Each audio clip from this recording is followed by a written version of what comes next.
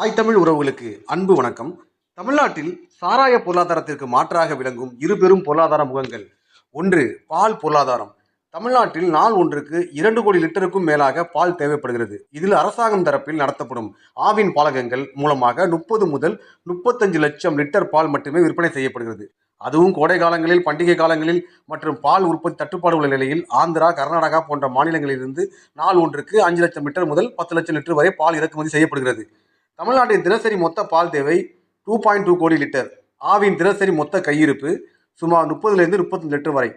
தனியார் நிறுவனங்கள் மொத்தமாக சேர்த்து 1.7 to 1.8 கோடி லிட்டர். இந்த சந்தையில் 80 முதல் 82% வரை தனியார் நிறுவனங்கள் கைப்பற்றுள்ளன. லிட்டர் 50 ரூபாய் என்று வைத்துக் கொண்டால் ஒரு நாளைக்கு 85 கோடி, வருடம் 31,000 கோடி தனியாருக்கு செல்கிறது. இது வெறும் பால் விற்பனை மட்டுமே.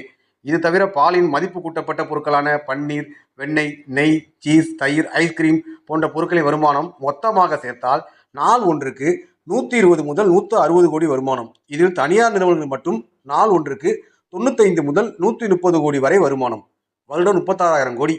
ஆவின் மூலம் அரசு கிடைக்கக்கூடிய மொத்த வருமானம் நாள் ஒன்றுக்கு 25லிருந்து 30 கோடி மட்டுமே, வருடம் 10,000 கோடி. அதிலும் கொள்முதல் விலையை கழித்துவிட்டால் 5,000 கோடி தான் வரும் போல. அதே போல மதிப்பு கூட்டப்பட்ட பால் பொருட்களின் ஆவின் மூலம் ஏற்றுமதி வருமானம் ஆண்டுக்கு 50 முதல் 60 கோடி மட்டுமே, தினசரி 15 லட்சம் டு 20 லட்சம் மட்டும். அதே தனியார் நிறுவனங்களின் ஏற்றுமதி தினசரி 80 லட்சம் முதல் 1.5 கோடியும், வருடம் 300 கோடி வரை செல்கிறது. ஆக தமிழக அரசாங்கம் பால் விற்பனையை தனியாரிடமிருந்து முழுவதுமாக கைப்பற்றினால் வருடம் கூடுதலாக அரசாங்கத்திற்கு 36,000 கோடி வருமானம் கிடைக்கும். அதே நேரத்தில் வெளிநாடுகளில் பாலின் சந்தை மதிப்பு அதிகம். இந்த வெளிநாட்டு ஏற்றுமதியை நாம் இன்னும் அதிகரிக்கும் பொழுது வருடம் 10,000 கோடி இலக்காக கொண்டு செயல்பட்டால் ஒட்டுமொத்தமாக பால் பொருளாதாரம் மூலம் வருடம் 50,000 கோடியை கூட எட்ட முடியும். ஆனால் அதற்கான பால் உற்பத்தியை அதிகரிக்க வேண்டும். அதற்கு பல மாட்டு பண்ணைகளை உருவாக்க வேண்டும். அடுத்து, கனிம பொருளாதாரம். தமிழ்நாட்டின் கனிம வளங்களிலிருந்து ஒரு மொத்த பொருளாதார மதிப்பு 20,000 முதல் 35,000 கோடி வரை. அது எப்படி அரசுக்கும் தனியாருக்கும் இடையே பிரிகிறது என்பதை பற்றி பார்ப்போம். அரசு பெறும் வருவாய் முக்கியமாக சுரங்க உரிமம் கட்டணம், ஏலம் மற்றும் ஒப்பந்த வருவாய், மணல் மற்றும் கல்குவாரி நேரடி விற்பனை. இதன் மூலம் அரசாங்கத்திற்கு கிடைக்கும் ஆண்டு வருவாய் 4,000 முதல் 6,000 கோடி வரை. தனியார் நிறுவனங்கள் சம்பாதிப்பது கனிமங்களை தோண்டி எடுப்பது, ப்ராசஸ் செய்து விற்பது, ஏற்றுமதி. இவற்றின் மூலம் ஆண்டுக்கு 16,000 முதல் 29,000 கோடி வரை வருமானம் ஈட்டுகிறார்கள். இதில் கிரானைட் ஏற்றுமதி, சிமெண்ட் மூலப்பொருட்கள் பெரிய பங்கு வகிக்கின்றன. அரசு நேரடியாக வியாபாரம் செய்யாது, அது உரிமம் மட்டுமே கொடுக்கிறது, கட்டணம் வசூலிக்கிறது. அதனால் பெரும்பாலான வருமானம் தனியார் துறையில் தான் இருக்கும். அதனால்தான் அரசாங்கத்தை விட தனியார் துறைக்கு 3 முதல் 5 மடங்கு வரை அதிக வருமானம் பெறுகிறது. தமிழ்நாட்டில் கனிம வளங்களை பொறுத்த வரைக்கும் குறிப்பாக 2 முக்கிய பிரிவு உள்ளன. ஒன்று, மணல். தமிழ்நாட்டில் மணல் சுரங்கம் பெரும்பாலும் அரசு கட்டுப்பாட்டில் தான் உள்ளது. அரசு வருமானம் பொதுப்பணித்துறை மூலம் கட்டுமானத்துறைக்கு மணல் விற்பனையில் ஆண்டுக்கு 2,000 முதல் 4,000 கோடி வரை கிடைக்கிறது.